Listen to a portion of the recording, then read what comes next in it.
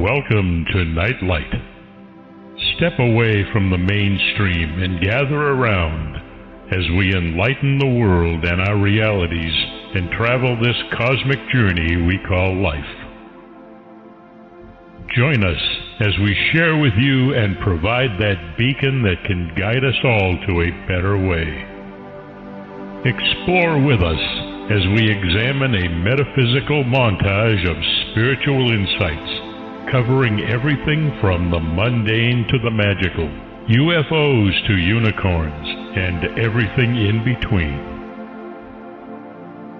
This is a time of awakening, of sharing and evolving, of spreading our wings and soaring on the cosmic breath of creation.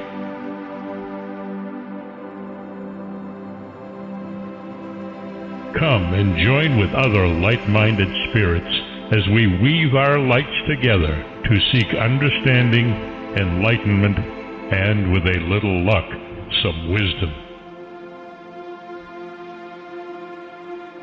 This is Nightlight, a reminder that you are never alone.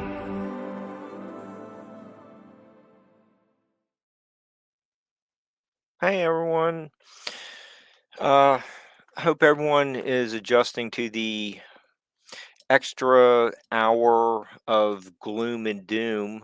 Hope they're doing a better job adjusting to it than I did with the StreamYard link a couple minutes before the show started. But anyhow, we got that fixed. So I already can't wait for May to get here. After only a few weeks since his appearance with Barbara, he's back.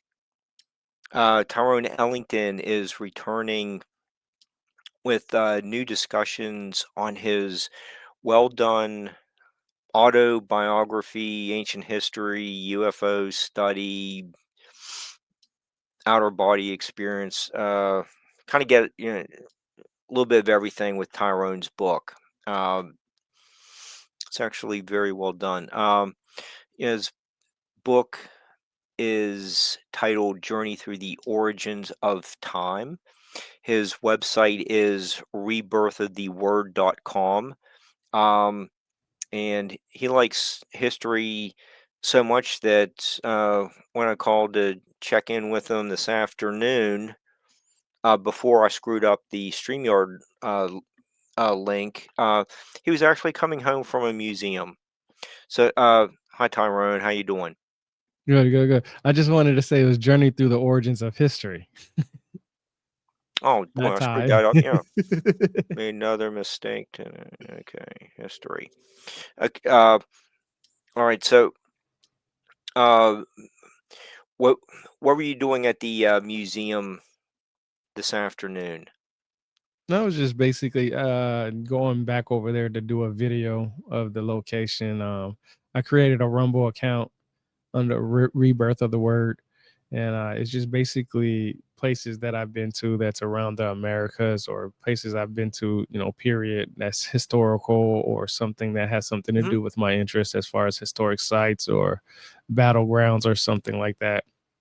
And I just went there to do a video because I've already did an article on it a couple of months back, but I just recently just started this Rumble account where I wanted to show people, the visual of it instead of just pictures and words. I wanted to get it more personal so they can see what I'm seeing at the moment. And it's more of a on the spot recording. It's nothing that's really planned. I don't, go there to say, hey, I'm going to do this or I'm going to do that. It's just more natural. I'm going there talking and taking pictures and recording, different things, and trying to basically give, and not everybody has the opportunity to go to these museums and see them and stuff like that. And because the history world is so saturated with different historians and everybody's trying to get their point across, I just wanted to create a space where people can go and just, say, okay, hey, I might be able to go to Georgia one day and I might be able to go to these museums, and this is what I would like to see and what I wouldn't want to see. Almost like a review almost. but more of just I guess a recording just of what I've done since I've adding just things I wanted to add to my resume, basically, because I've already wrote a book, I already have a website, I already have a YouTube channel where I do interviews with different people and stuff like that. So I wanted to have something where it's just me personally, just boots on ground and going to different places and visiting them. Cool. Okay. We have lots of stuff to see in Georgia. Um, okay. So a uh com common denominator to this show is that our buddy Ken Godsword is the publisher of Tyrone's book. You know, I'm sure the viewers remember the show from last month, and then Hmm. Ken and Barbara wrote this one. Uh, really neat That's book. actually a really good one right there. That Yeah, Before Roswell, I like that one right there. yeah. And then there's all the uh, Ken's solo book on translating the tablets, like Sumerian tablets, and it gets into all kinds of really interesting uh, sci-fi stuff. We'll be talking about that in a little bit too. Then Ken did my book, and then really Yeah, I appreciate love your Tyrone. book too, because I Yeah, definitely want to go there and see some of the places that you talked about in that book. yeah. Uh, come on up. So there, Tyrone endorsed the book, and really appreciate that too. So and Joey Medea is on the bottom of the book, or the bottom of the page there. He's been a regular with us. He was just on about a month ago. Uh, Ken also publishes Wallace Wagner, Jim Willis, who recently passed away, but he's been a guest with us a couple times. So there's Ken's uh, this person that's pulled us all uh, together, and I think he's doing a great job with his publishing company. Um, let's see. So, okay, so we got some of those plugs out of the way, and so let's talk a little bit about your book, Journey Through the Origins of History. And you uh, place Sumeria in you an exalted category of culture, place where so many like cultural evolution and just kind of radiated out from it. But you saw some of its legacy while you were serving in the army. So, can you tell us a little bit about how being in the Near East figures into your book? Yeah, well, basically because the Bible comes close from that area. You got the Sumerians, who are considered the first civilization because of their writing system. It was interesting that I got to serve in Iraq and got to see, the city life, and then, the outside life, the people that lived outside the city. When I was there, you know, before I went there, actually, you hear all these rumors about how Iraq was and how it was ran and the dictatorship and so on and so forth. And then when I went there in the beginning of the war, there were places that didn't seem like anything like was in the news. And being here in America, we always show the good cities, the high life and stuff like that, but they don't show you the rundown parts and stuff like that. And here in America, we have places that are, almost third world looking, right? You have some places in Michigan that have, dirty water. And then, back Mhm. in the 90s, New York had trash everywhere. And, certain mayors had to try to clean that up. And then you have, certain crime rates in different cities and stuff like that. So, you know, we based our, or I should say, I can say, I based my opinion based off what other people said, right? Without, going there and seeing it for myself and experiencing it for myself. So when I went there, you see the same type of stuff. You'll see people, living very luxurious out there. They have luxury out there just like we do here. Um, they have beautiful cities, roads. You can't tell the difference. Well, when I went to this one place called The Hook, um, it was beautiful. I mean, you couldn't even tell that you was in a foreign country. That's how nice it was. And there was a lot of people that was there who could speak English, and there were people from different places like uh, Sweden. I met a couple of people from Mm. Sweden there. So that was kind of interesting. And people were just walking around happy. And this was in the middle of the war while I was full geared out, Kevlar, flak vest, rifle, and everything. And they're just walking around just like how we would here. And but when things started happening, of course everybody would run away and go hide and do stuff like that. But they lived their lives just like how we would live our lives here. And it Hmm. was just very interesting because um, I was actually just telling my wife today about this, uh, and this is kind of not really political, but when I was there, I didn't see too many people praying, or I can tell you, I didn't see nobody praying at all in the middle of the streets like how they do here in different countries and stuff like that, in the UK and here in America and stuff like that. So I was, seeing how they're very religious and how their religion can have them do different things, different places, opened up my eyes, and it still does even to this day, even though I haven't been there, since then. And just knowing that the people live their lives just like how we lived ours is very amazing. They have museums, they used money just like we used money. They had markets and stuff like that. And then when you go to the outside, the people that didn't live in the cities, they were living like almost like they was in ancient times. They had what we would quote and say like mud huts. They would create their homes out of clay and mud and stuff like that. And then some people had tents.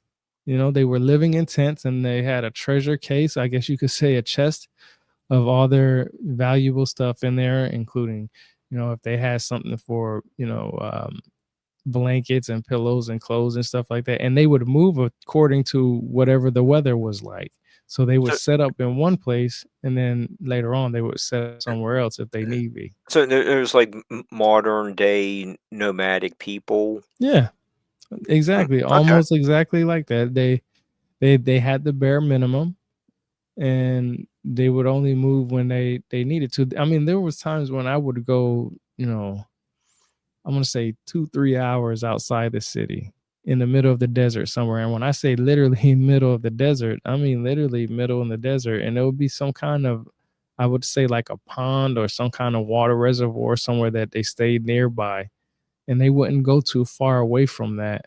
And if they did go far away from that, they went towards the mountains, which sometimes I didn't really understand because a lot of times a lot of people did live in the mountains around that area, especially in Afghanistan. Actually, in Afghanistan, they lived a lot of people lived in the mountains, so they almost lived the same way up with modern clothes. Because there was times when we would get into firefights, and people and the guys that were shooting at us would have jerseys on and sneakers on. So, they had a certain lifestyle that, wouldn't be what we would call normal here, but they still did things in the basic way. Their lifestyle was very basic. So what was that? What you were encountering? Had the culture really changed that much in thousands of years? I don't think it really changed. I think it just adapted to what Adapt. modern times gave them, Okay. because they would have cell phones. They actually had satellites for their whatever entertainment they were using at that time. So I think it mostly just adapted to as close as it could to modern times without overstepping their beliefs from the past.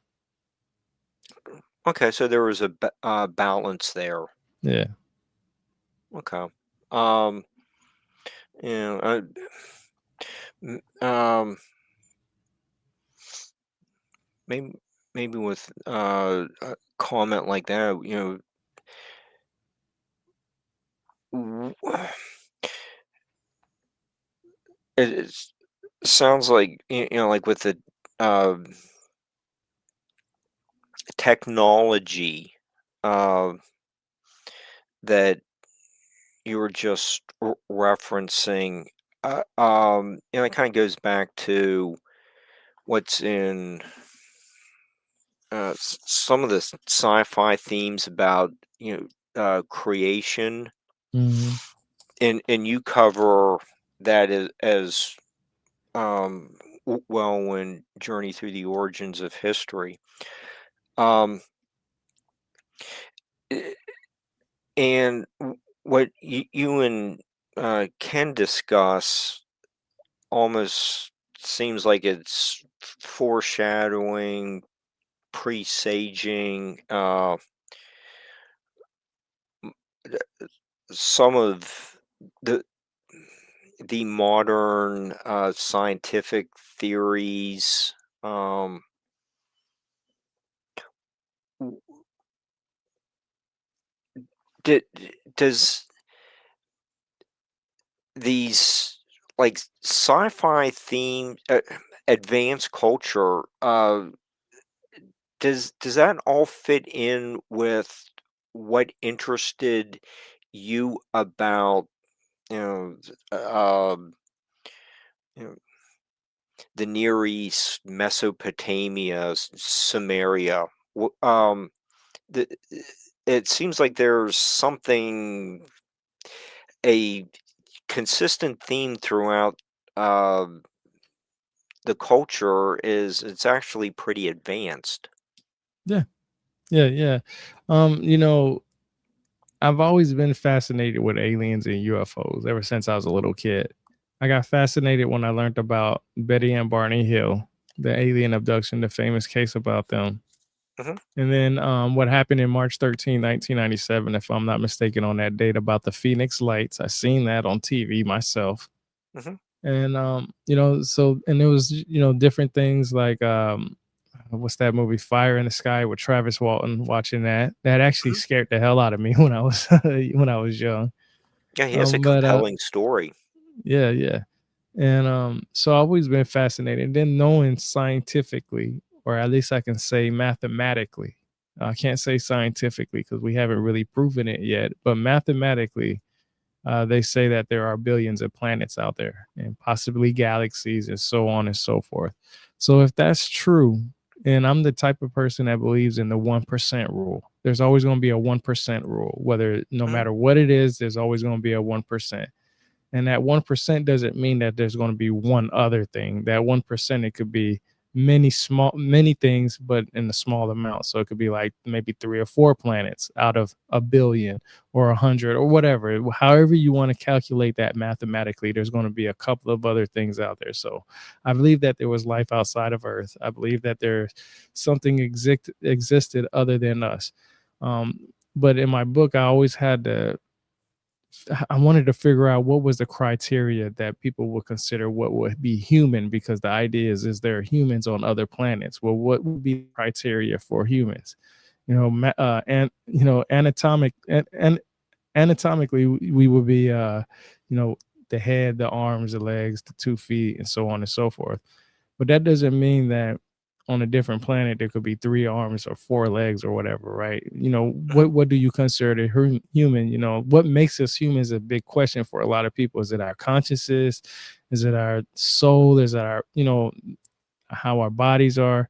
There's so many theories on that. So I've always been fascinated with life outside of Earth's atmosphere, but I wanted to make sure that I understood what the ancient text was saying and referencing to that.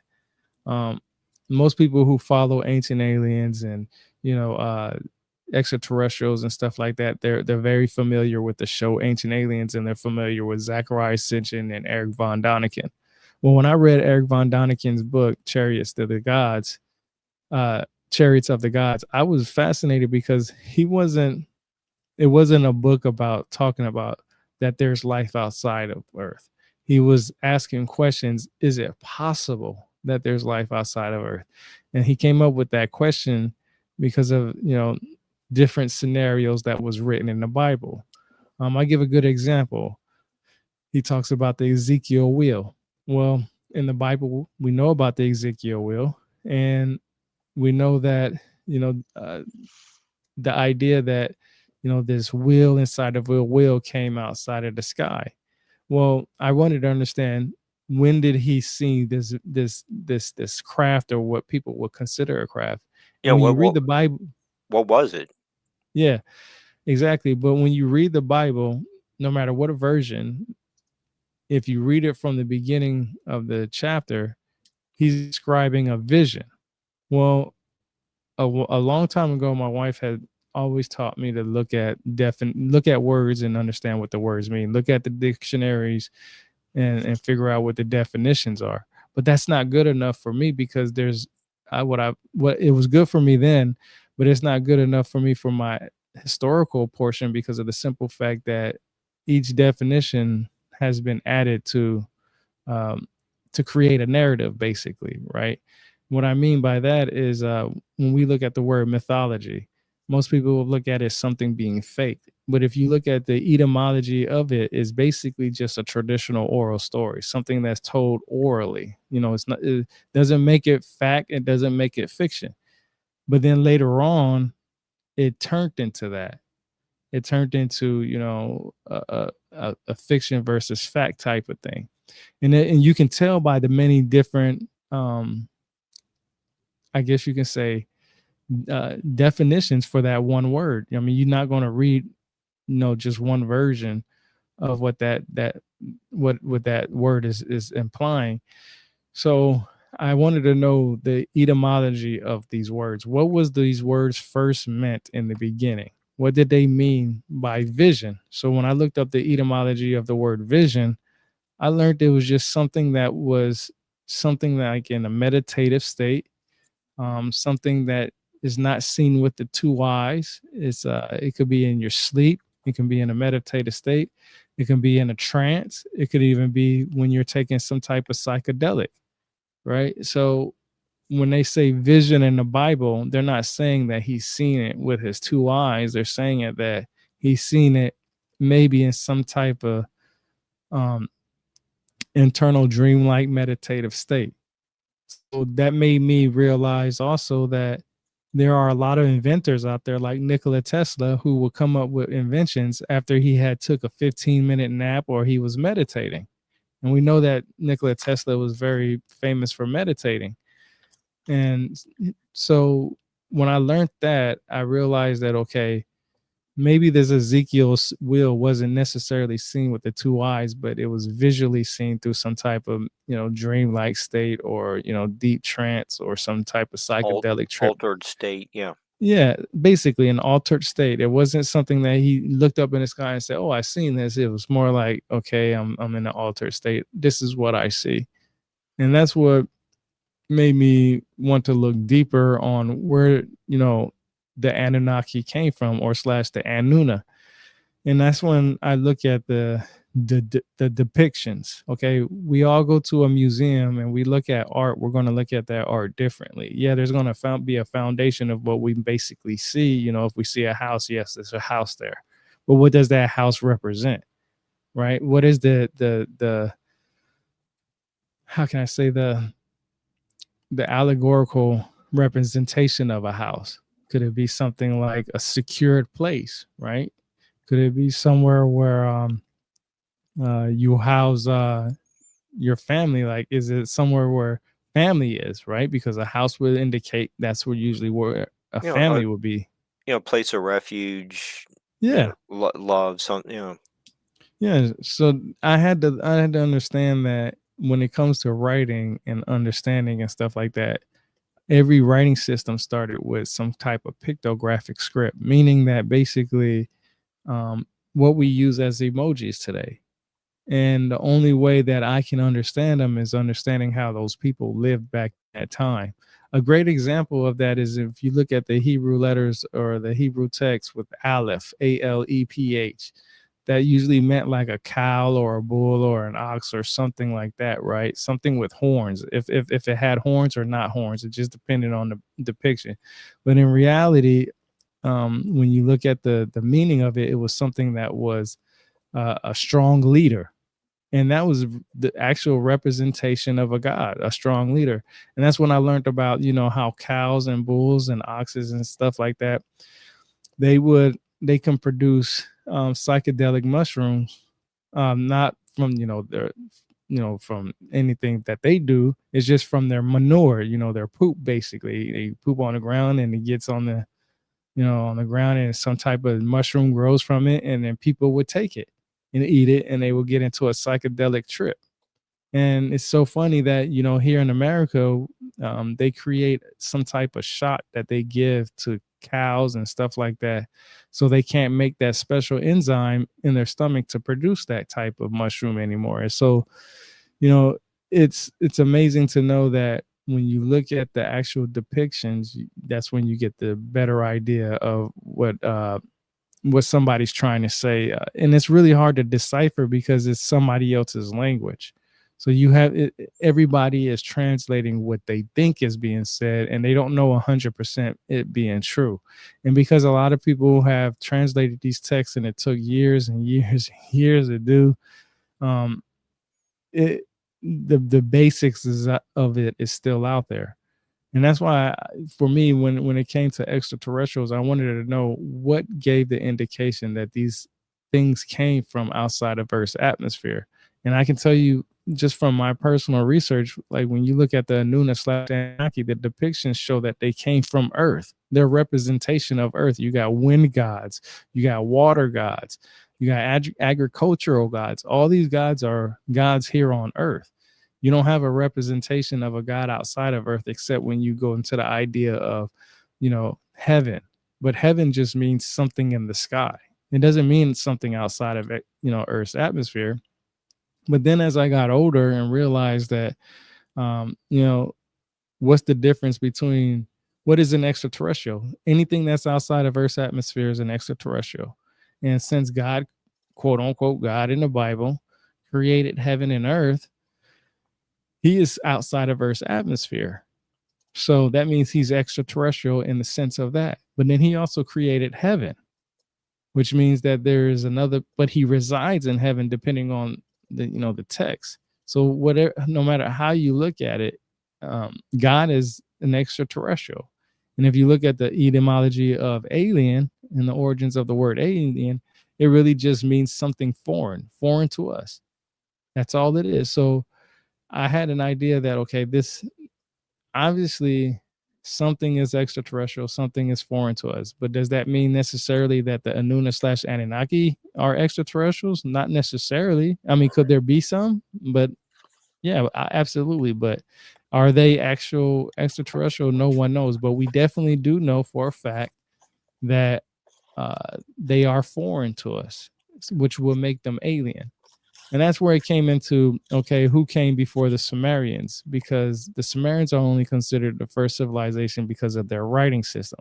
Remember when I talked about how I just said the criteria for humans? Well, what is the criteria needed to be considered a civilization? And that's Mm-hmm. where, a lot of people will say because of writing system, the Sumerians will be that.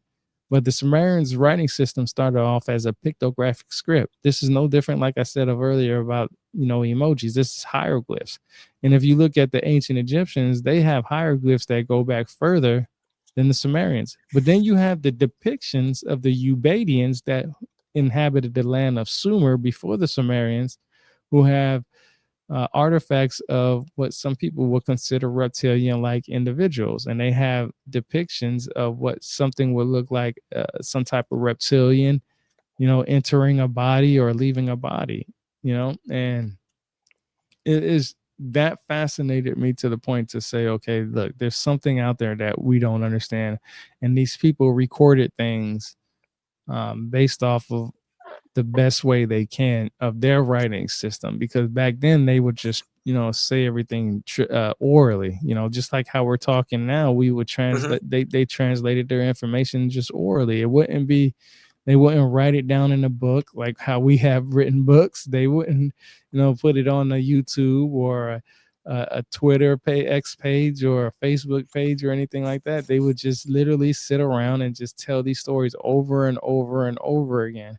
Then, of course, after everybody had their own visual type quests and meditative states and trance states and altered states and stuff like that, the stories became more, I don't want to say exaggerated, but they became more of a personal, I guess you can say like a personal feeling of what they experienced. And nobody can tell somebody else what they've experienced. I can't tell you how you experienced astral projection. And that's when I learned, because of astral projection and lucid dreaming and stuff like that, that we have abilities of having altered states, and we can have abilities of controlling our dreams, or we can induce our meditative state where we can do things like astral projection. Yeah, and in the essays that you incorporate towards the end of your book, you do have an example of outer body experience or astral projection, and there's a reference to the now I was trying to look up something. Now, like three things going on at one time. In 2 Corinthians 12:4, you do talk about the third heaven. Mm-hmm. Okay, Yeah. so that is Paul. Is that Paul talking? But I think you're using the same translation I have.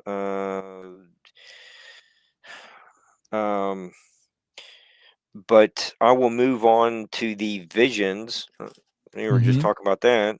In Revelations, I have had from the Lord. I know a man in Christ who 14 years ago was caught up, whether still in the body or out of the body, I do not know. God knows, right into the third heaven, etc. Okay, and there's another reference out of the body. The guy was caught up into paradise and heard things which must not and cannot be put into human language. Okay, so I was also trying to look up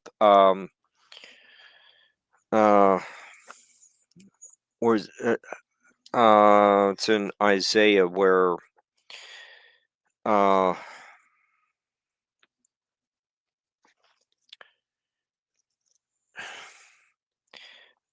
there he lives above the circle of the earth.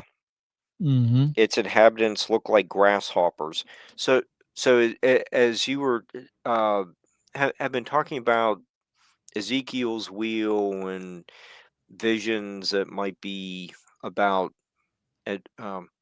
advanced cultures. Well, how did people, uh,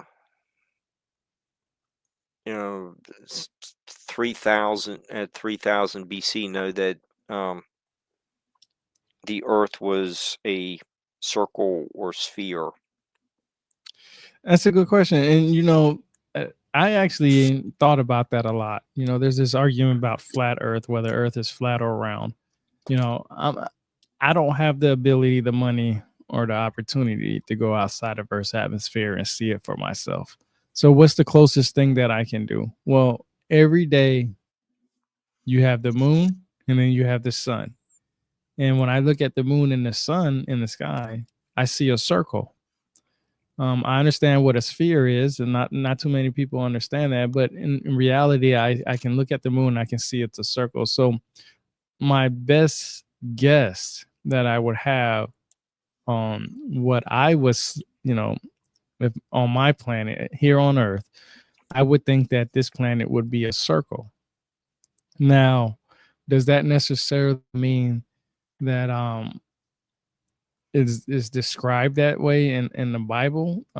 That's kind of a hit and miss because everybody has their own, idea, and I never got to find the actual word for circle that they use in Hebrew. What I mean is that the depiction, I never got to actually see a depiction. You got, you know, I want to say from later times you get more of the more words like Greek, like we know Hebrew and Aramaic was translated into the Greek, uh, into the Greek Septuagint, and that's where you get the philosophical ideas of what the Earth is and stuff like that. And but when it comes to astral projection, I've heard that when you can master it, you can leave your body and see things that other people can't see. So you can, and I've heard people be able to travel to Mars. I've heard people travel to Venus and stuff like that. And like I said, I can't tell anybody what else they've experienced because I learned about astral projection after I was wounded in combat and I was diagnosed with sleep paralysis. So sleep paralysis is basically, if you don't know or if anybody doesn't know, is your body is still asleep and you can't move, but your mind is wide awake. And when you're in that, I want to say trance or altered state, you see things that you don't necessarily see. Like I've seen black figures out there. I've seen what some people would consider ghosts and stuff like that. And it's very scary. It can be very, very scary. The tightness of the chest. Some people say they experience what we know as succubus or incubus. I haven't experienced that. I experienced, the ghost and stuff like that. Um, and I never got to. I haven't been able to control it where I was able to go outside of my house or let alone just the room itself. I'm in the room. I can feel myself floating. I can see my body sometimes if it's really intense. And I'm like, wow, I'm seeing my body. And that's what scares me is because I've had a near death experience and I know what it is to have a near death experience. And just to have that happen to me, it's like, wow, okay, this is serious. This is something that is not normally known. And when you talk about it, people say, well, there's no scientific study of it. Well, of course, because there's no way to, you record that. But then I learned that Japan is actually created a pillow or is creating a pillow where it can record your dreams and you can watch your dreams later on. So I don't know how far they are into that, but I always say that science always catches up with our I guess you can say how can I say the with our theories or what we're trying like I give you a perfect example. So when it comes to driving a car, we started off with walking and then we started off with horses and donkeys and then carriages and so on and so forth. And then when we started driving, that's when everybody started saying, okay, hey, look, now we have a new invention of driving. So it's just all this stuff played a major part into me trying to understand what is actually going on. Interesting. That's sleep paralysis. Kind of takes me back to that the Henry Fuseli painting The Nightmare, and you see Yeah, the that. one that is like that. Yeah, and she had there's like the horse kind of head Oh, okay. peeking out from behind the curtains, and you get the like little demon on her chest, and like she's kind of like just passed out while all this weird stuff is going on. But Well, I think it was a late 18th century uh, painting, but it kind of sounds like the artist is depicting, um, what we call uh, sleep paralysis today. Mhm. It, Yep.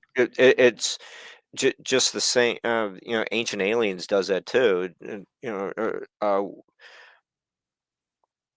Uh, someone to Göbekli Tepe is basically dep- uh, depicting, human aspiration that we Mhm. call this to today, or going back that far in time. Some of the caveman drawings that Ken and Barbara depict in their uh, book, what where they analyzing something that they saw that we would deem as this today. So I just want add another example out there. How do we explain that this is a pattern that keeps repeating throughout history? Mhm. Yeah, and I think it's because, we have to look at the religion aspect. Hmm. There are, right now Christianity is supposed to be, the biggest religion out there, and then, the Islamic faith comes in second, and so on and so forth. Or I should say Muslims come in second. And most Christians believe in a foundation of who Christ is. But that doesn't necessarily mean that everything in the Bible they believe. They just understand who Christ is. When I read the Bible for the first time, fully from cover to cover, back to back, page to page, the word God meant different things depending on the type of story. I'll give you a good example. When it talks about God creating humans uh, in the likeness of him or herself, right? But then when you look at the word Elohim, because you mentioned Jim Willis, who I really respect, rest in peace to him. Um, he he kind of explains it better than anybody else that I've came across. And what I mean by that is that he said, that there were multiple gods, and to understand these multiple gods, you have to understand the people who lived and worshiped those multiple gods. What I mean by that is that, like Yahweh, I've been to combat, I've been to war, so I also know that Yahweh is the God of war. So me personally, as a person who's a combat veteran, I have a much more relationship with Yahweh than I would with the God El, right? Or um Jehovah, or any of those different gods. And it's not because these gods were um or even Ishtar or Inanna, because some women who wanted to get pregnant and who were having difficulties getting pregnant in that time, they wouldn't pray to Yahweh, they would pray to Ishtar or Inanna, because she was the fertility god. And if you was in Egypt, depending on the type of god there, you would pray to a different god there.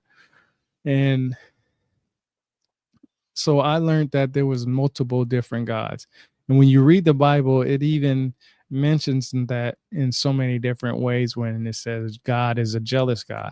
Well, why would God need to be a jealous God? What would another God be able to do for other people to worship that God and not worship the jealous God? Why would God have a personality trait such as a human? And that's when I learned, that these gods had human personalities. They thought like us, they felt like us, they had the same kind of feelings that we had. They were angry, sad, happy, mad, whatever the case may be, based on, what was going on in that time frame.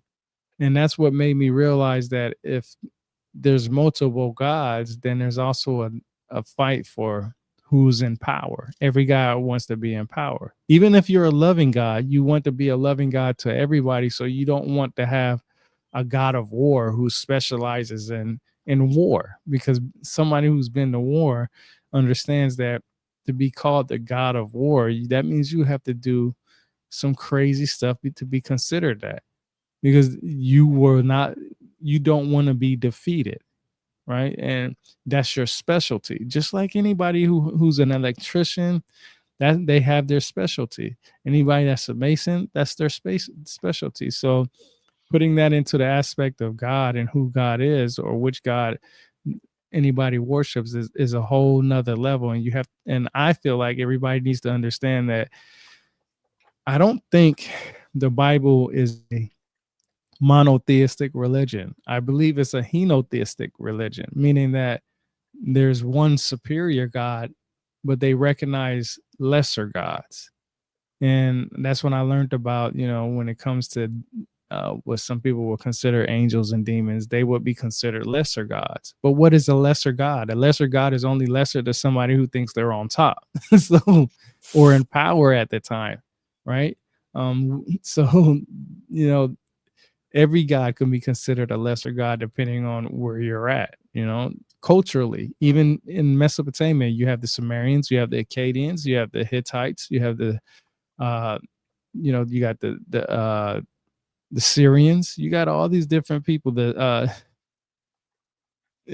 Babylonians, the Mhm. Chaldeans, you got all these different people who had their own type of god and their own mighty god.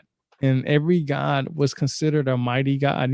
Every god that I've come across seems to have some kind of creation story, whether they created a human, or if they created an animal, they created, tools, they created something that was, very, very needful for humans. Now, it wasn't just one God that created us. When you read the Sumerian text for itself, there were four individuals who were responsible for creating humans. You have Enki, Enlil, then you have An or Anu, depending on what you want to call them, and then you had Ninhursag.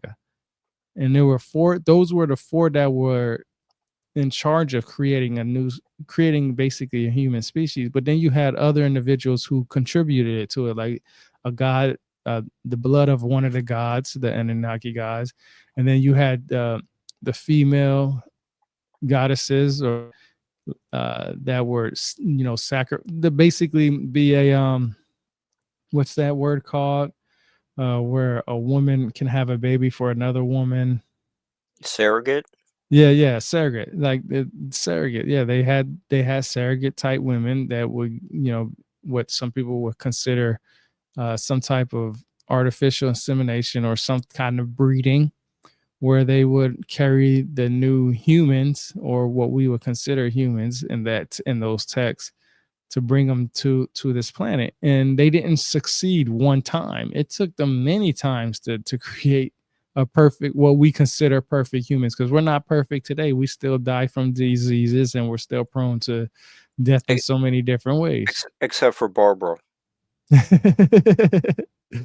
Yeah, so it's really interesting to know that, you know when it comes to the creation of humans, it wasn't done in one simple uh a strike of a pen. It took a lot of trial and error. I've read in the Sumerian text that there were individuals that couldn't hold their urine. There were people who were blind. There were people who couldn't talk, who couldn't walk, who couldn't do certain things. And that just sounds like people who are born with disabilities, no different than what we see today. Right. No, so since we were just talking about the polytheistic uh, cultures, you- what became your interest in the monotheistic cultures? You are covering um, both in your book. Um, which one interests you the most? Are you still liking all the uh, you were created in our image, the Mm. plural gods, and That's a very interesting topic. Yeah, I studied a lot. I studied the Bible a lot. I studied it in the ancient Hebrew. I studied it in the Aramaic form, not necessarily reading it in its translation, or in its original translation, but studying it in the English word that is translated where I can read it and understand it. And one of my questions was, who did Abraham worship from the Anuna/Anunnaki? Now, no matter what anybody's belief is about them coming from planet Nibiru, or whether they came from the depths of the sea or anything like that, the Anuna/Anunnaki is absolutely real according to the Sumerians. They actually have cuneiform tablets that talks about them. There's no denying it. They are considered, you know, individuals who created humans. This is actually in the text. Nobody can deny that. But my question is who did Abraham pray to? And the reason why is because Abraham in a monotheistic religion started around 2000 BC. Abraham is responsible for the monotheistic side of religion. Now, if we go back to 2000 BC, that's the same time around the conversion from the Sumerians to the Akkadian civilization. Okay, the Sumerians, like I said, are considered the first civilization because of their writing system. But I always tell people, just because I say that doesn't mean that they are the one. That's just what academia says. That's what, that's what the people with the PhDs say. They say, hey, this is the reason why. But to have a writing system, why would you have to have a writing system? Well, their writing system started because of trading. It didn't start because they was trying to tell stories that they had about these gods. It was about trading. So that means somebody else had to have a writing system around that same exact time. Two people, you can't trade without having two people understanding what they're trading. So they have to have some kind of way of recording their trade. So of course the Akkadians are there. So that means in reality, Abraham knew who the Anuna/the Anunnaki were. There's no doubt about it. He came up around that time frame, 2000 BC, give or take, at least I can say. So he knew which god, he knew about the Anunnaki gods, but he also wanted a son. And he's been praying to these gods, wanting a son. Okay. And he finally got one. But which one of those gods fulfilled his wish and his prayers? And that's what I'm trying to understand. And if he says that, if he went to different temples, different religious site, and said pray to different gods, let's say he went to Enki temple and prayed to God, and then let's say he went to the Enlil temple and prayed to the god, then he went to Ninhursag temple, and then next thing you know, he has a son. Well, then he's going to say, well, Ninhursag was the one who helped me, the fertility god. But it doesn't necessarily say that in the Bible. It just says that he prayed to a god and eventually he got a son. So in reality, that would be his god of choice for prayers from that day on. And anytime that god would ask anything of him, he would do, because that God gave him something that he asked for. And we know that Abraham at one time was going to sacrifice his son Isaac, but that was a test to faith of, hey, look, I already gave you a son one time. I can, if you sacrifice this child to me, testing the limits, of course, I can always give you another son. So that monotheistic religion started off of faith and prayer of to a God that we don't absolutely know who he prayed to. We don't have the name. We don't have the depiction of that guy. We just know that Abraham wanted a child, a son, and then he was eventually given a child. And it's only right for him to worship that God. I prayed to every other God. They didn't help me. I went to this temple, prayed to this God, and next thing you know, boom, my wife's pregnant.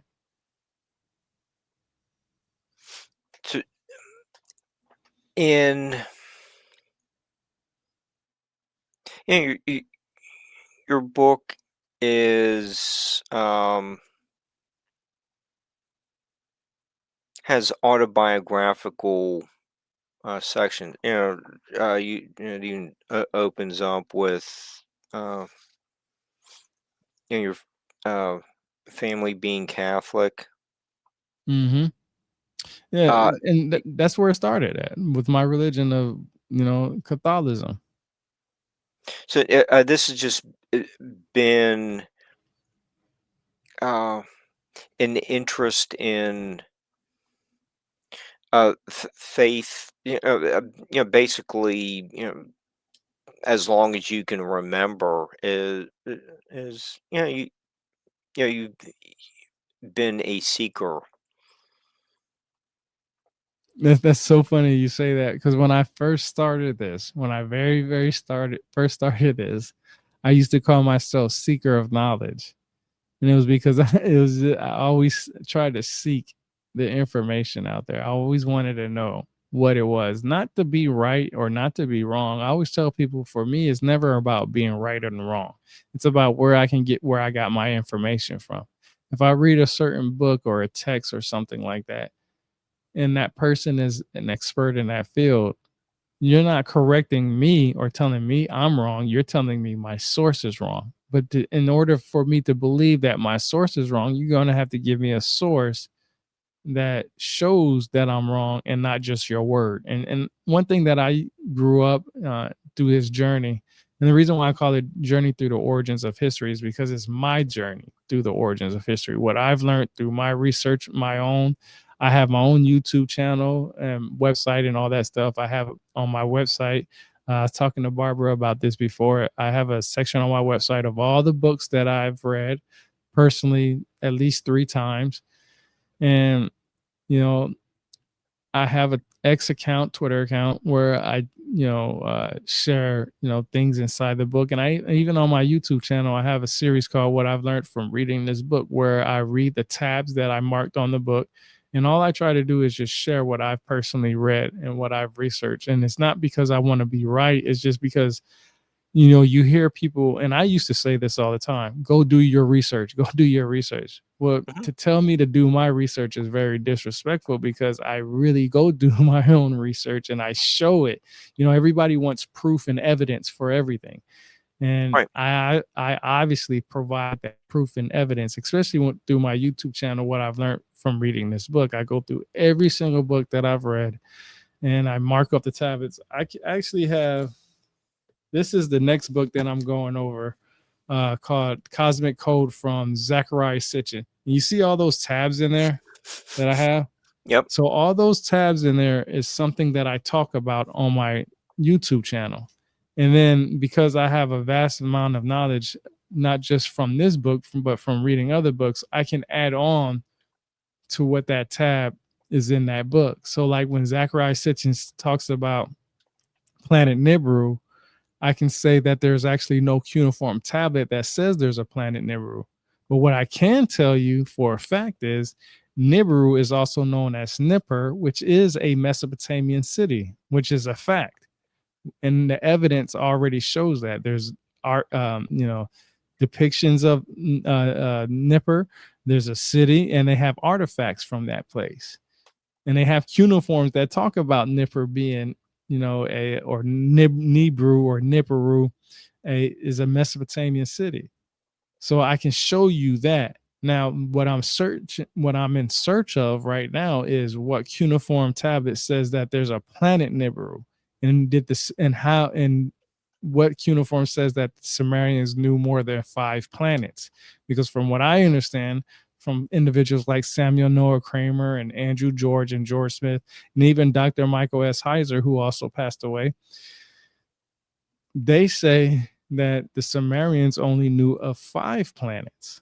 And then later on, from the Chaldeans and the Babylonians and so on and so forth, that's when the knowledge of these more planets got, basically exceeded the 5, and it was during different times. And it's just, for me, it's not about, like I always said, it's never about being right. I don't care about being right. All I want to know is what the other person knows. So that's where my research comes in. So when somebody says, hey, I read this book, it talks about this, that, and the third. I'm going to go get that book and I'm going to try to find this, that, and the third in the book to see if I can make sense of what you're saying.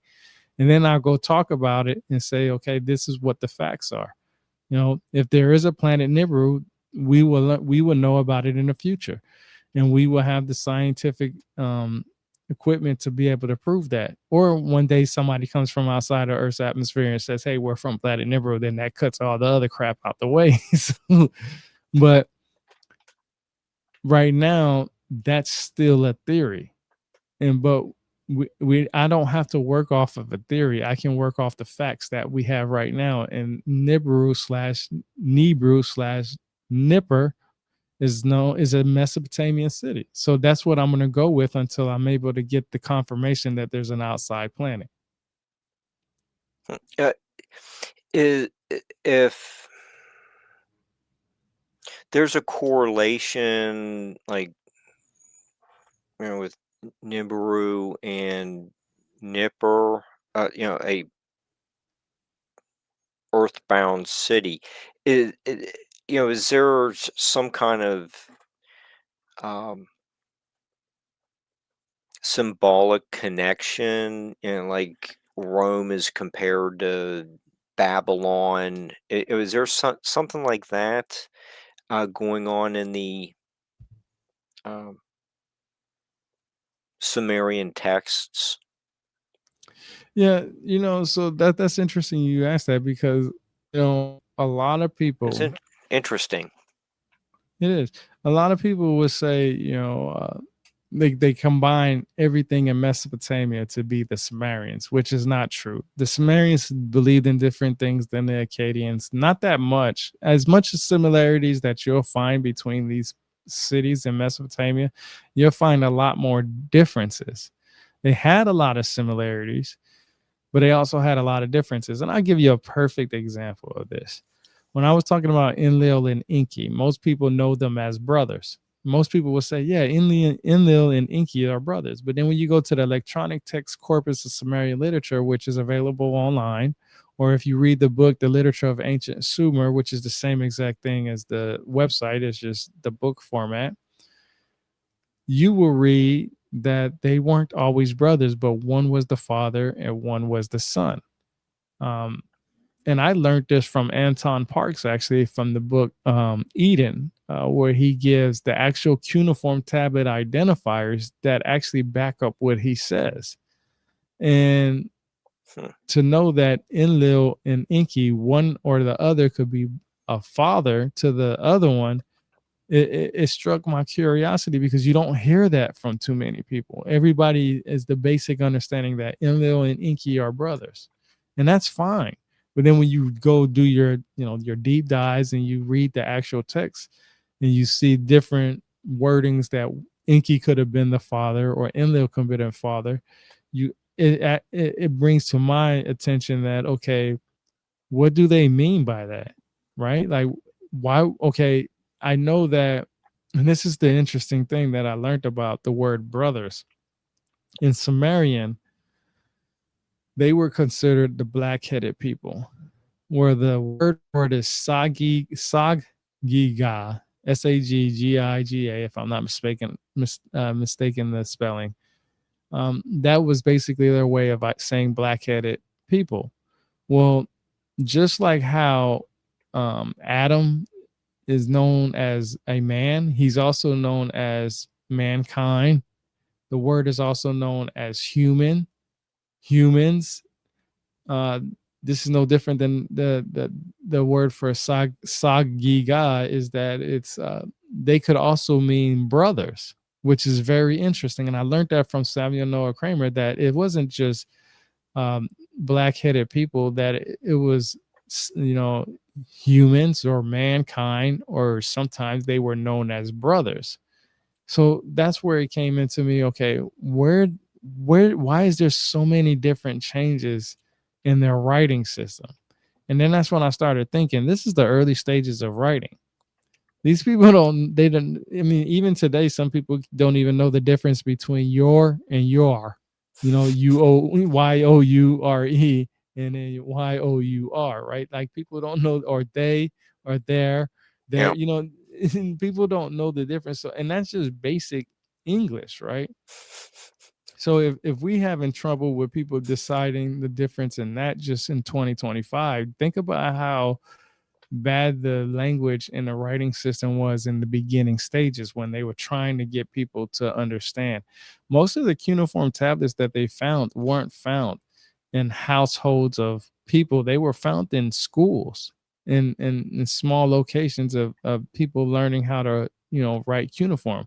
Matter of fact, they used to have, and this is from what Samuel Noah Kramer says in his books. They used to have a school, and their school was called Edubba, Edubba. That's their name for their school. And they would teach people, mostly boy kids, how to write. And they would have to write the same tablet over and over and over and over again until they got it right. But they never threw away. Okay, I'm not going to say they never threw away the tablets. They never destroyed these tablets to the point where they said, okay, this is wrong. If you got an F on your paper, the teacher would tear it up and throw it in the trash and tell you to do it again.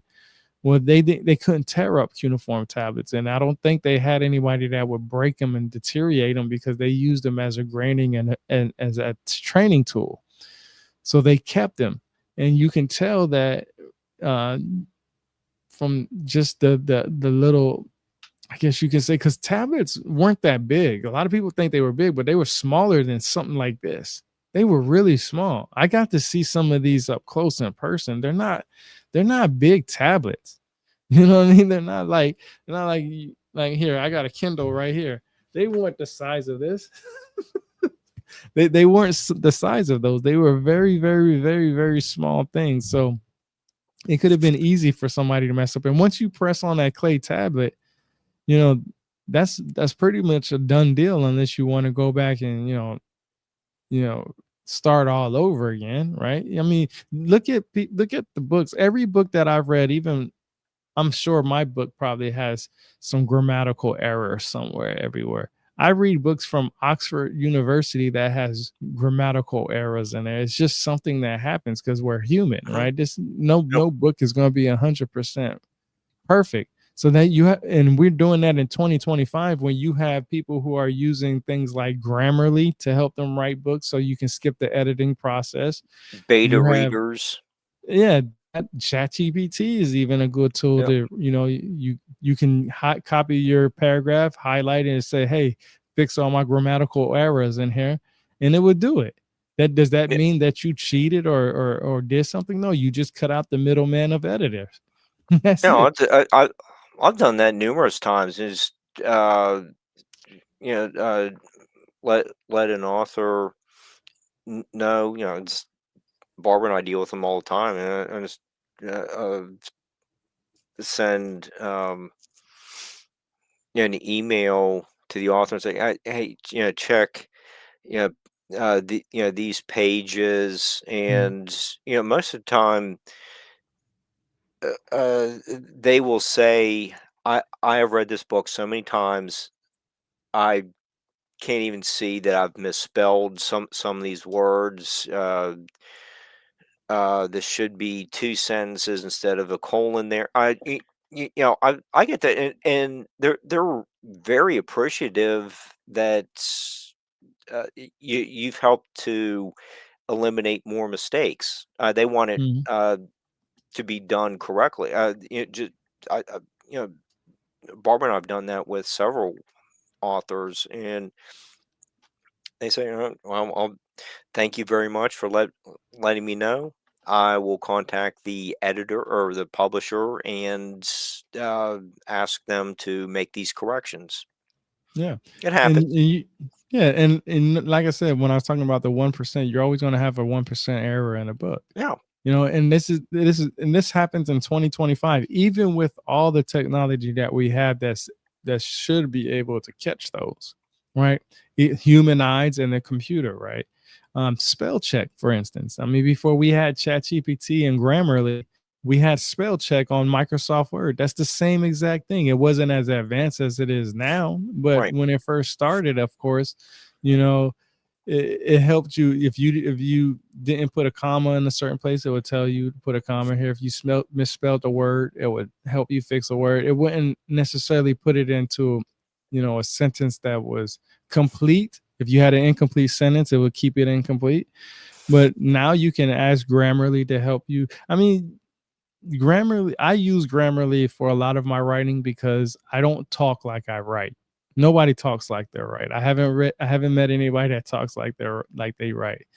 And so, we have to use these tools to help us. And they didn't have those tools back then. They had the person who was recording, which was the child or the trader or whoever. Mhm. And then you had the person who would read it.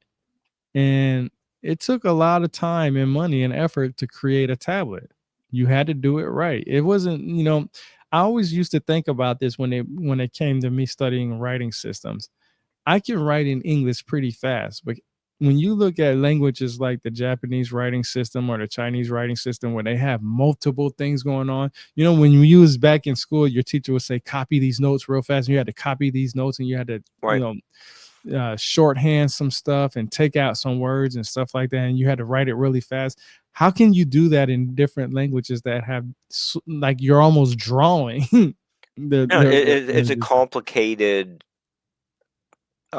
pictograph, like you mentioned earlier in the show. Yeah. It's a writing system we aren't used to, but from what I understand, it is very complicated. Yeah. So that's what knowing that when they did these recordings and these people were trying to, share what they could through their writing system, anybody could have made a mistake to where they got something wrong here and there, and that's fine. That's okay. Like I said, if there is a planet Nibiru out there, eventually we're going to know one way or another. Okay, and um, you also get into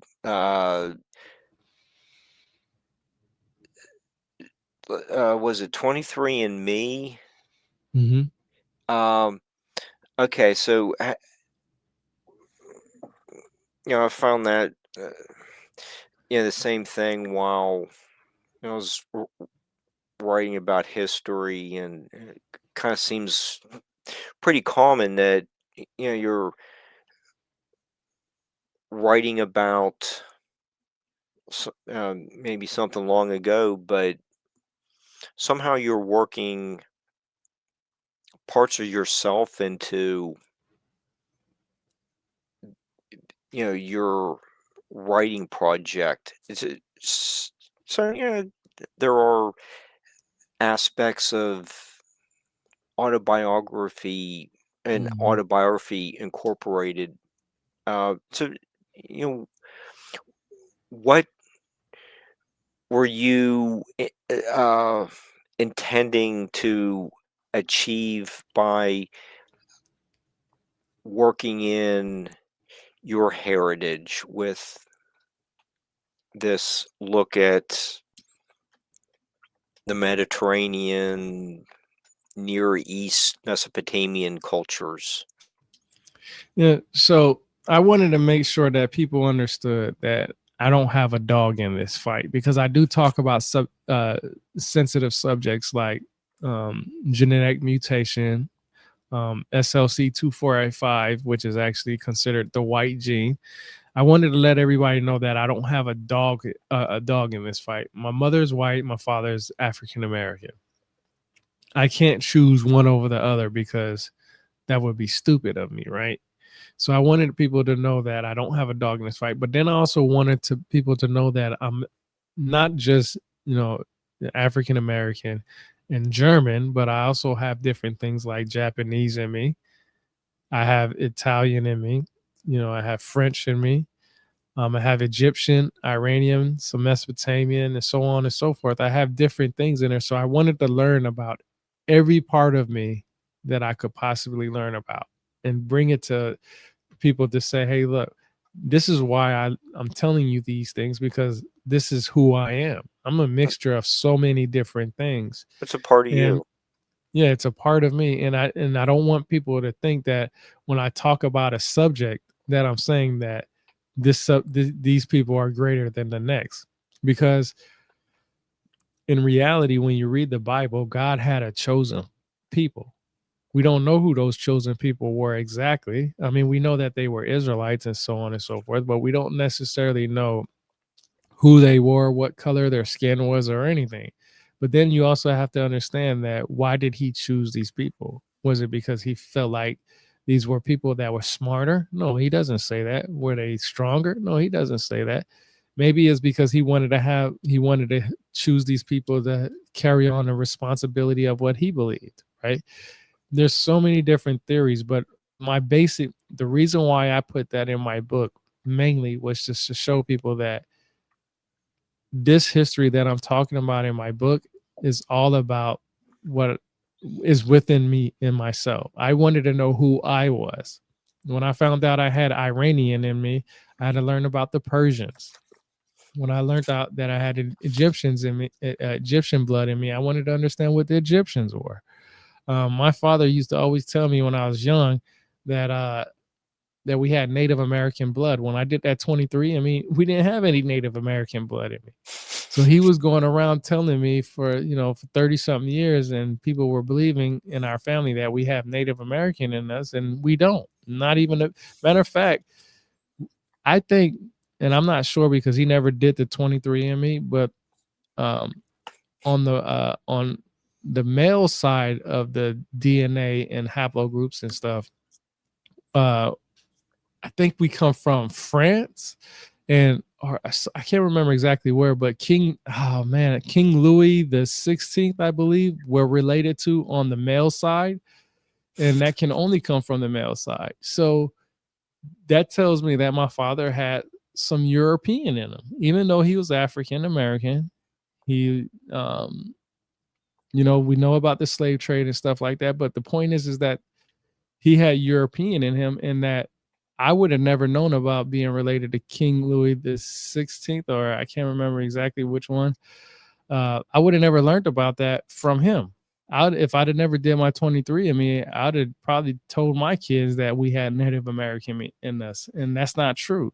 So I wanted to make sure that I talked about only what I was, what my bloodline was, because everybody wants to know who they are, and Mhm. everybody wants to know where they came from, so on and so forth. And I want to make sure that my kids know who they are and where they came from. But I also don't want to have a dog in the fight on who's the chosen people. You know what I mean? I'd never wanted to do that. And I always talk about one of the things that I want to do in my second book, if I write it, is just talk about you know more in depth stuff like the into Africa theory and out of Africa theory. You know, why is it only considered that they say all humans came from Africa when we have uh, South America, which is literally on the same line as Africa or in the same realm of Africa that could inhabit a group of individuals? It's just amazing to me that we have that some people have a one-sided mindset and don't want to think outside of the box and don't want to understand that there's more to the story than what we are being told. And because science hasn't really caught up with our theories and ideas, we are still led to believe a certain thing in history. And I don't believe a certain thing in history because sometimes when things don't add up, you have to help it add up in a way. Okay. And speaking of things that don't add up for the mainstream scientists, um, but eh, I think the nightlight viewers do really find the topic very intriguing. Is you talk a little bit about the giants and little people. Okay, you can stick with the Phoenicians and Goliath as well. Okay, so there's another example of something really. unusual being presented in the Bible, but uh, earlier archaeologists do document uh, giant people. So, what's your Yeah. interest there with? Yeah, so I've read so many different texts about giants from all around the world. And one thing that I try to understand, or what I wanted to understand on the basic level, what can I show right now is who are the tallest people on planet Earth right now? Well, there's an argument on that, but for the most part, from what I understand, that there are a group of people from Sudan who are considered, uh, the tallest people in the world.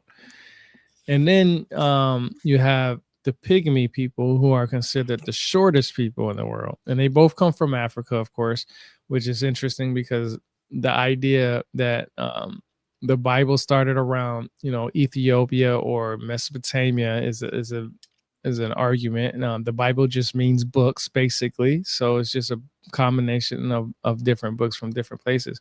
But I wanted to know who were the tallest people.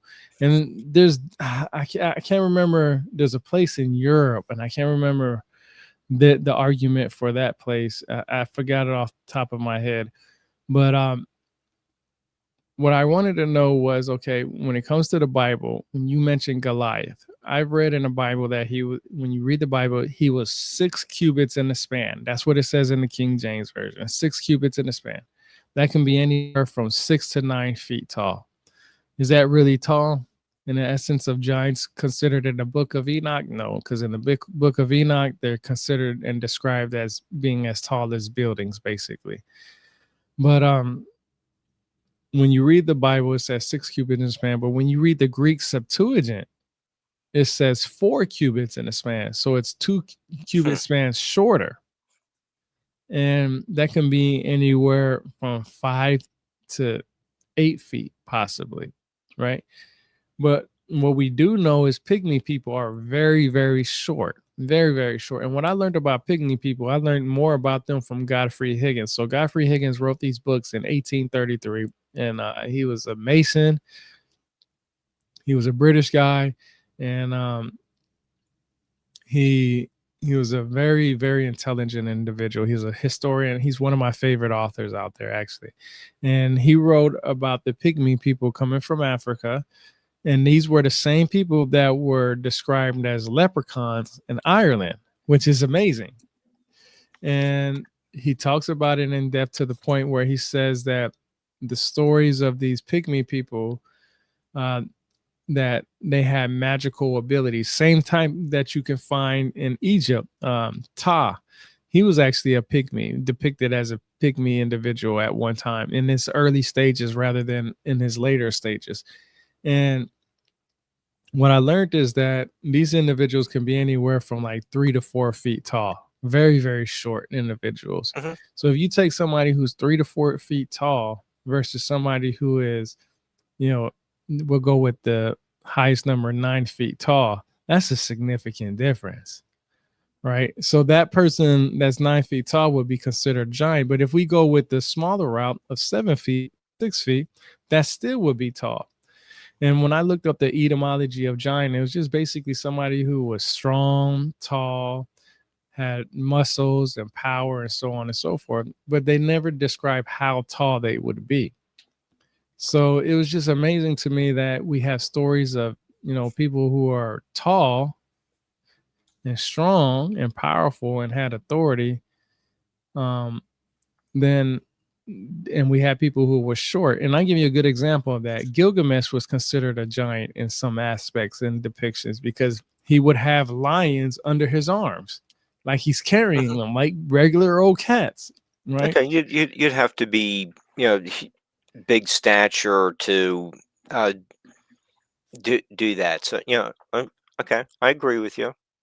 Yeah. So, like when I was talking about earlier about depictions, if we went to a museum and we looked at a fine art, we would have the basic understanding that we're looking at a giant. But what does that really represent?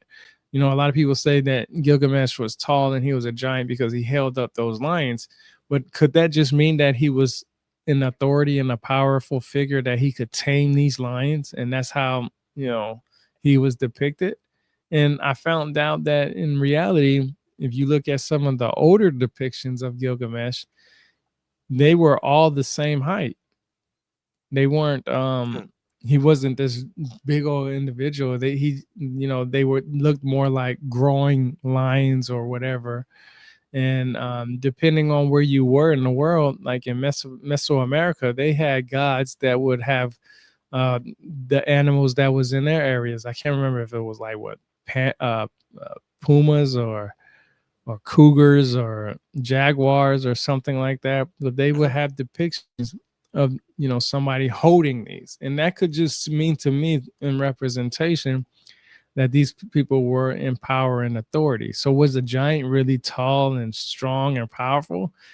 Maybe, possibly, but could they also have just been somebody that was in more control, power, and authority, and had, you know, that power and authority over other people? Then yes, that could be it, because that's what a giant was. It doesn't necessarily have to be somebody that's 6, 7, 8 feet tall. Just somebody that could be a couple of inches taller than you. You know, I'm 5'8". If somebody was 6 feet, that, I mean, I wouldn't call that person a giant. But if we use the words of power and authority and stuff like that, then yeah, then in some ways you can. Okay, that's a good point. I think it, illustrated that very well. Okay, you also get into the South American pyramids uh, that came maybe began about 2600 BC, but you know that's following the uh, fluorescence of the Sumerian culture about 3200 BC. So you know you're, you know, giving, you know, people time to relocate, get, you know, reestablished, find, you know, a place to uh, do their engineering work. So are you saying that the South American pyramids are an extension of the Sumerian culture or Near East Yeah, countries? absolutely. Because s- okay, so the Sumerians are, like I said, I say it over, they're considered the first civilization because of their writing system. But they also have what's called ziggurats, right? And that's Hmm. like almost like a pyramid, right? Right. And we know that masons are individuals who can work with stone and stuff like that, and that they were in charge of, you know, certain things. But I look at it like when I was talking about expertise, where did these masons or people with expertise come from? Right? Somebody had to come, it had to come from somewhere. And because the Sumerians are considered the first civilization, you see the idea that the ziggurats are considered some of the oldest out there, depending on how you want to look at it. A lot of people would say that the pyramids in Egypt are the oldest pyramids in the world. That's not necessarily true. They have pyramids in Bosnia that they haven't really dug into, and they don't know how old they are. They have pyramids in China. Same thing. They haven't really dug and did any archaeology digs on there. But then you have what are called mounds, which is basically the archaic version without the stones and stuff like that of the pyramids, and these go back thousands of years. So my idea is that not necessarily, you know, Mesoamerica having a relationship with the Sumerians, but what the Sumerians passed in their time frame extended to different places. There are pyramids in Peru that are older than Egypt, Hmm. and some people would date these pyramids from anywhere from 2700 BC to anywhere over 12,000 years ago, right? But the point is that the pyramids in Egypt are not the oldest. They're the most recognized and sought after type of pyramids, and they're not even the most aesthetically pleasing pyramids either, right? You go to, I've never been to Mexico or Mesoamerica, but I definitely want, if I go to any pyramids, I want to go to those pyramids first, because I want to see the aesthetic of how they brought not just stone together, but they brought art with that stone. Egypt doesn't really have art, right? It's just, in reality, it's just big stones inside it and stones around it. But in different places like Mesoamerica, they have aesthetically pleasing pyramids, steps. Mm-hmm. Now, when the sun hits it a right certain way, you can see a snake going up or down the steps on the side. They say when you clap a certain distance from the pyramids, it makes a sound that is so pleasing to the ears, it could put you in a meditative state. There's so many different things that these pyramids have, but it had to come from somewhere, right? And because the Sumerians are considered the first because of their advanced writing system, and I should say that more often, their advanced writing system, a lot of the information recording with math and how to do things came from there. We have a lot of pyramids lined up with different constellations around the world, and they line up with different parts of what's in the sky. And we know that in the Babylonian Chaldean time frame, Chaldeans were actually considered the first astronomers. And that's actually interesting because, like I said earlier, the Sumerians only knew of 5 planets. It wasn't until like the Babylonians and Chaldeans when you get the more advanced astronomy and all this other stuff. But this is what the kicker is. I have an 1873 Bible that actually says in there that the Chaldeans, Babylonians, and Sumerians were all one and the same. Now, this comes from an 1873 Bible. And when we call somebody the Sumerians or the Chaldeans and the Babylonians, we're just changing the name of the individuals and not their culture, because their culture is still living on. Even today, people still, like I said, people are still living like they did back thousands and thousands of years ago. They just adapted to the technology that we have today.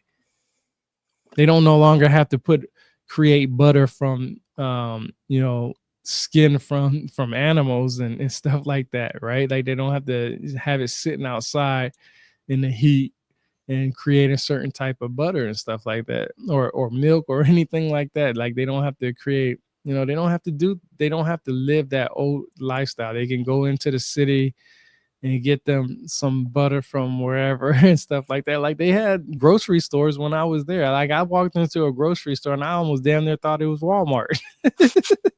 Oh, wow. That's unexpected. Yeah. Okay. So, okay. We're, we still have, do you want to kind of wind things down, keep going for 28 minutes and a few seconds? It's fine with me. I told you on the phone that, we probably won't get through half of this because it's a lot of explanations and a lot of stuff. I always say this, it's very important to do your own research, but you have to put your beliefs and feelings to the side. You can't go looking for something that you agree with or you want to agree with, right? And what I mean by that is, if you believe in one God, you can't go looking for text that says, oh, see, they're talking about one God here. Because when you go to the next text and you read that they're talking about multiple gods, you ignore that. You're only doing yourself disservice. You have to really put your feelings and pride to the side when you want to know the truth, right? Because the truth is hard to swallow. It's a hard pill to swallow. I used to believe in God, in one God. I used to believe that, but then when I was in public schools and met different friends and different people from around the world, they had a different description and understanding of a God that I knew from the Catholic side. So it's it's just important to really put your feelings to the side and just say, okay, hey, look, you want to know the truth? Okay, this is what the truth is. And just like they say, believe with the lie in the middle. Believe everything, but there's a lie somewhere in that middle. Okay, so a lot of what you're saying is that, just with all the people you've met from around the world, to summarize what they are saying is, we're all, trying to get to the same place, just maybe taking different roads. Yeah.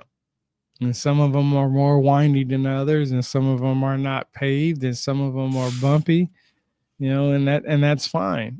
But A lot as of long as, potholes. yeah, a lot of potholes, right? And changing out tires and all kinds of stuff. Yeah, you know, I, the more I read, the more confused I get. And the only reason why is because it's always adding to my confusion. I know that there are multiple gods, and I will never get the answer which God Abraham prayed to, unless there's a cuneiform tablet that says it. Then yeah, of course I'll get it. And until then, I will only be able to assume based off the knowledge that I have on hand.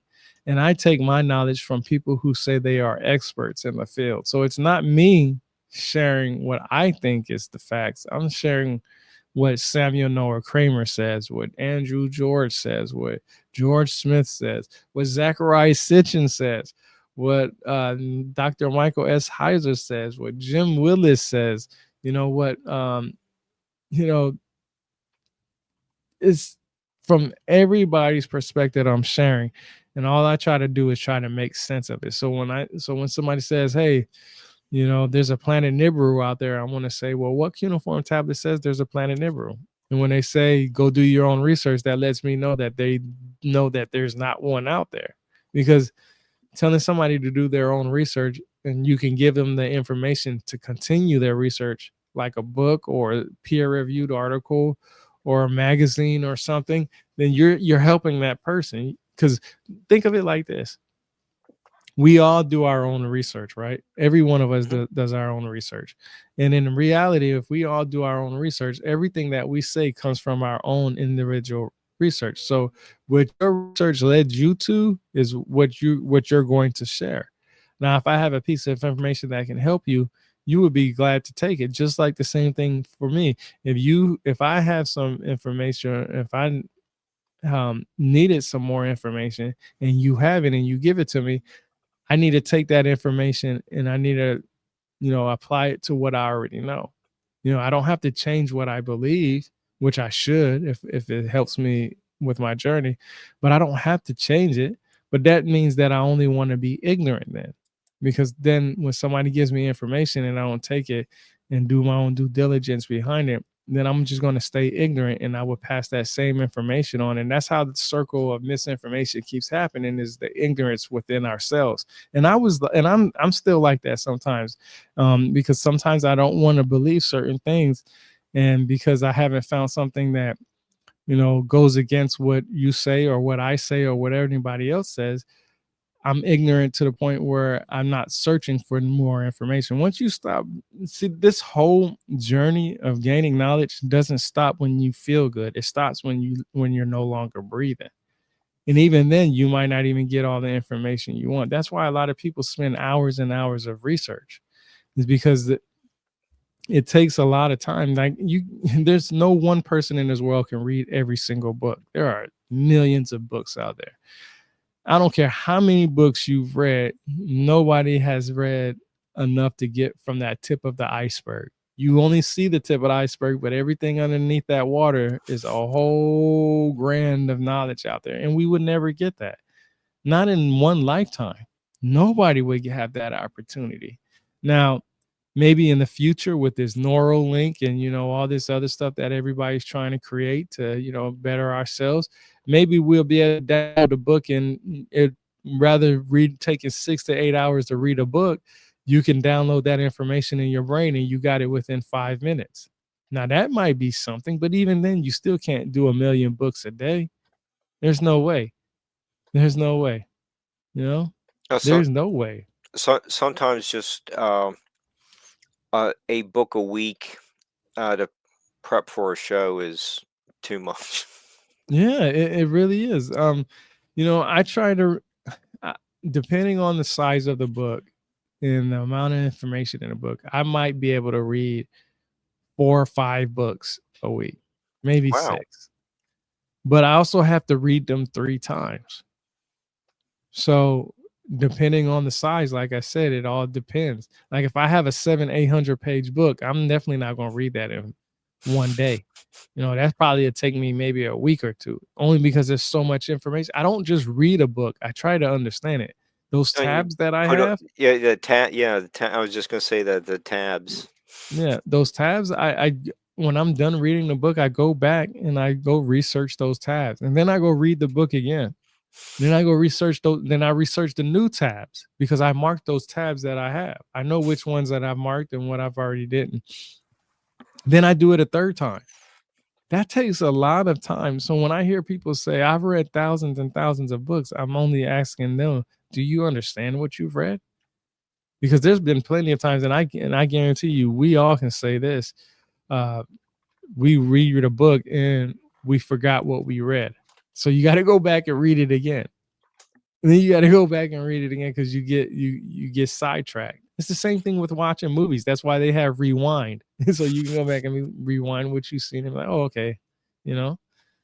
And then sometimes you fall asleep in the middle of reading books. I mean, I can't tell you how many times I fell asleep reading a book and forgot what page I was on, and then, I was like, dang, I've read this already. I don't remember reading this. And then when you get to a certain part, you be like, I did read all this already. And then then you're like, oh my God, how did I miss this?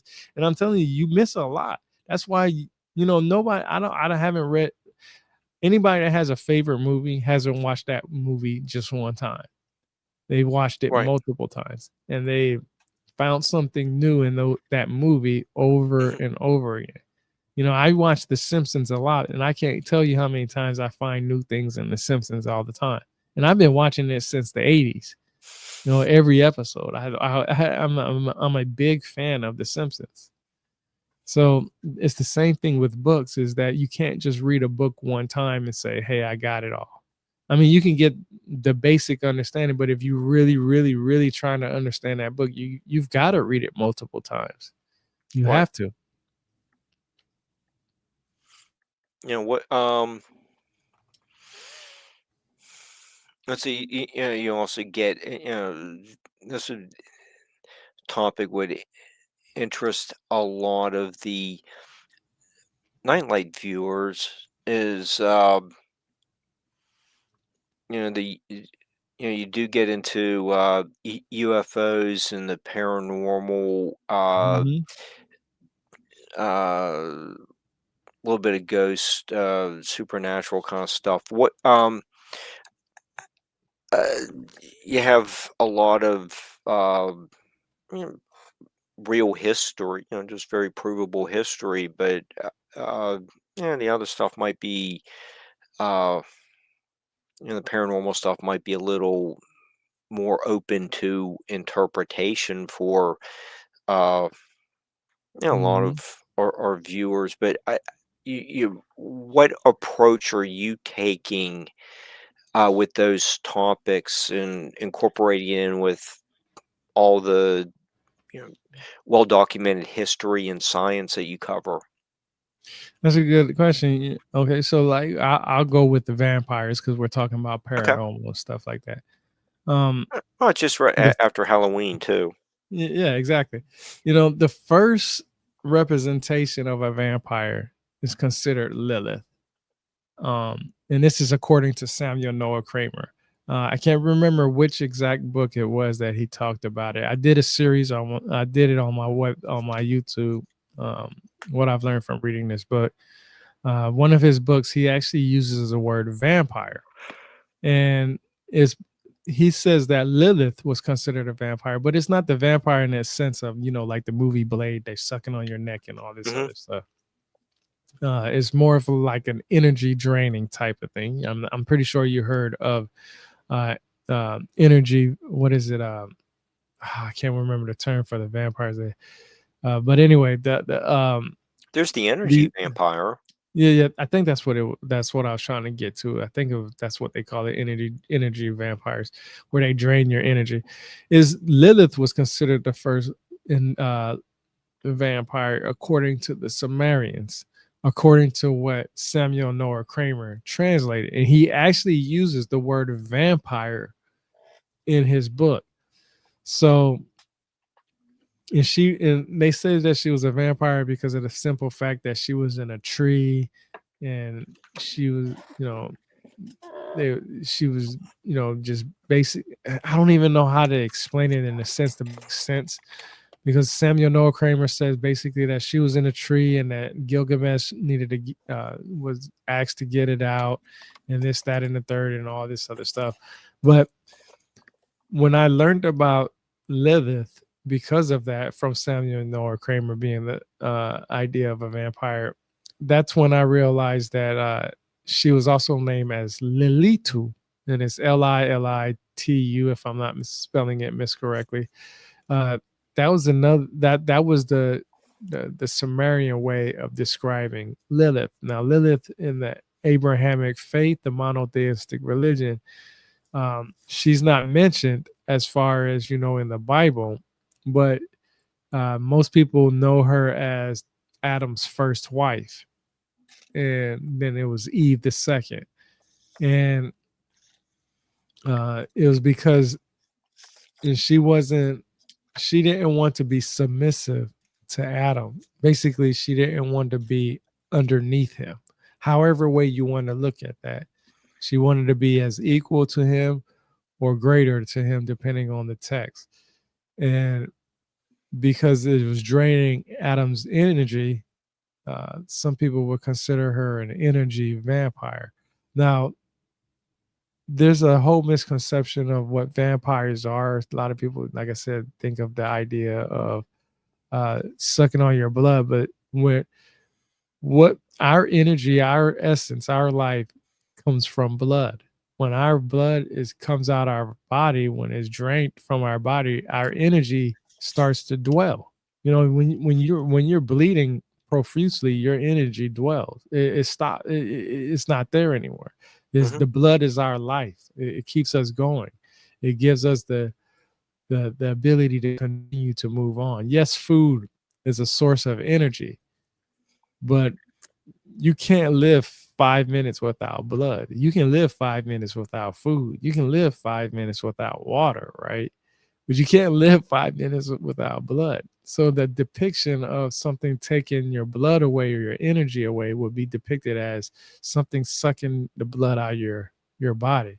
And that's the depiction that I get from, that side. And that's when I didn't talk about too much about vampires or anything like that in my book or anything, but that's just an example of why I brought up paranormal stuff, because each ancient civilization, religion, mythology, or whatever you want to call it, they have these stories of vampires, ghosts, demons, um, uh, uh, devils and angels, and all the Bigfoot, for example, because I talk about Enkidu. Enkidu Mhm. was Gilgamesh's best friend, but he didn't start off as a best friend. Gilgamesh was a tyrant. He wasn't somebody to be looked up to. What's one of the craziest stories that I know about Gilgamesh, and it's in all the ancient texts, is that in his city, if you was a man who was getting married to a woman, before you could have relationship with your wife, Gilgamesh had to have a relationship with her first, which is crazy, right? And people hated that. Men hated that, right? Because it's supposed to be a sacred bond between a man and a woman. But Gilgamesh was the one, who, you know, took that away from and I'm trying to keep it basically very clean as I possibly can. He took that away You from are. other men, and these individuals looked for somebody else to help them. And the closest individual that could help them do that was Enkidu. But Enkidu lived in the woods with animals, and he was considered an animal until these individuals sent a prostitute to convince him to come to the city. And that prostitute basically taught him how to be more human. And then eventually Gilgamesh and him became friends. They got into a fight, and I guess I don't know what if Gilgamesh changed his ways after that. But then when Enkidu would go back into the woods with the animals, they turned their back on him because he was no longer like them, but he was more like human. But Gilgamesh, Enkidu was depicted as sometimes an individual with horns, sometimes with bull-like legs to depict that he was half human, half animal. And he was also depicted as sometimes with individuals or an individual with long hair of some sort. Well, Bigfoot would be the closest thing to that. And I believe that in the Sumerian text, Enkidu was considered the first Bigfoot. We don't know what Bigfoot looks today. We have the famous, you know, video of a Bigfoot from what I think 1967 or something like that, if I'm Yeah, the not mistaken. Yeah, Patterson that. Gimlin film. Yeah. So we have that, but we don't know if that was a genetic mutation, right? We just have we really don't know. And in reality, you can find people, humans today, right now, who have long hair like that, who are covered like that in hair. There are actually people who are considered like what they call wolfmen because they have It's a hair genetic like yeah. condition. Yeah, so that's why I say, Enkidu could have possibly been the first representation of a Bigfoot, right? What is really Bigfoot? He has big feet, and we know that he's hairy. Well, Enkidu, is supposed to be the same size of Gilgamesh, and he had long hair like tresses. Depending on what you describe tresses, that could be, long hair from, how me and your hair is, or hair all over our body. So it's just I put that in there and I explain it very well to the point where people understand that, if you read the text about Enkidu, you will see that he could have been described as half animal like, half human like. Okay, and we have about 9 minutes left. So I was trying to find a passage. W- eh, you're right. Myths serve as methods for transmitting a society's collective identity. They are imbued with the moral lessons, social norms, and spiritual beliefs that define a culture. Okay, yeah, like um, you were just talking about, you know, um, vampires, draining your blood, or Enkidu Mhm. is, the first depiction of Bigfoot. We've covered all kinds of other examples this evening, but how how do all these a little bit weirder kind of characters uh tell us about the social structure in Mesopotamia? Have things even really changed uh, thousands of years later, and we're still talking about um, Bigfoot hunters on um, late night podcasts? That's very, very interesting because when it comes to Bigfoot, a lot of people will say that when they seen one, they seen orbs, right? Mhm. UFOs, basically, unidentified flying objects. And that's one of the reasons why they changed the name from, or the acronym from, UFOs to UAPs. You know, all this paranormal stuff hasn't changed. It's just we are right now at a point where we can have a conversation and we can understand each other much better than they did in the past. What I mean by that is that when I'm not a rich man, so if I hung out with rich people and I spoke the way I speak to you, they would look at me like some underclass person, because there's a proper English and then there's slang English. This is no different than any language on this planet. You have proper language and then you have, slang language. And most of us speak slang. Not, it doesn't have to be hip hop or country slang or anything like that. It's just slang, period. The word ain't. I remember growing up hearing that the word ain't is not a word, and it's not in the dictionary. Well, now it is in the dictionary, you know, Or and crick. yeah, exactly. There So is no water feature called a crick. so that's my point, is that we know that we make words for our understandings, but it's two people have to understand those words. If I go to somebody and say that ain't true, they'll be like, okay, I understand what you're saying. I go to some rich people who are speaking proper English, they'll look at me like I'm crazy, right? Because that's not in their vocabulary. They'll be like, ain't, what is that?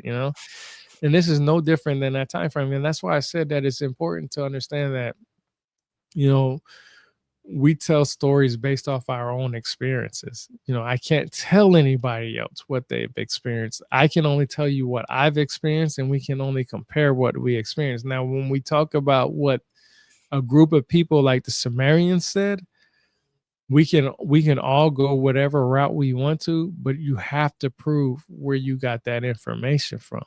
And Mhm. that's anything like with paranormal. When we're talking about ghosts, when I said Inky Doo might have been the Bigfoot, I'm using depictions of him being half human, half animal. Like, I'm reading, the text saying that he was with the animals at one time, and then when he came back, when he left to go to the city and came back, he was no longer like them, and they turned their back on him.